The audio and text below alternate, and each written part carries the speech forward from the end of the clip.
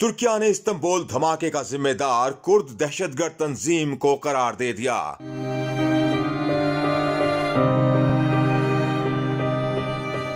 ترک وزیر داخلہ نے کردستان ورکرز پارٹی PKK کو غیر انسانی واقعے کا ذمہ دار قرار دیتے ہوئے بتایا کہ پولیس نے دھماکہ خیز مواد نصب کرنے کے الزام میں ایک مشتبہ شخص اور کارروائی میں معاونت کے شعبے میں درجنوں افراد کو حراست میں لے لیا ہے۔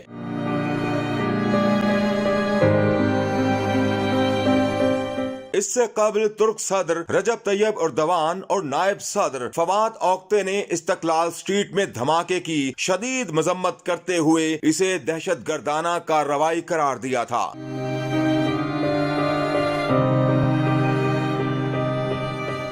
دوسری جانب ترکیہ نے استنبول دھماکے پر امریکی تعزیت کو مسترد کر دیا ہے، جبکہ ایرانی پاسداران انقلاب نے عراق کے کردستان ریجن میں موجود دہشت گردوں کے ٹھکانوں پر ڈرونز اور میزائلوں سے حملہ کر کے اپنا اور ترکیہ کا مشترکہ بدلہ لے لیا ہے۔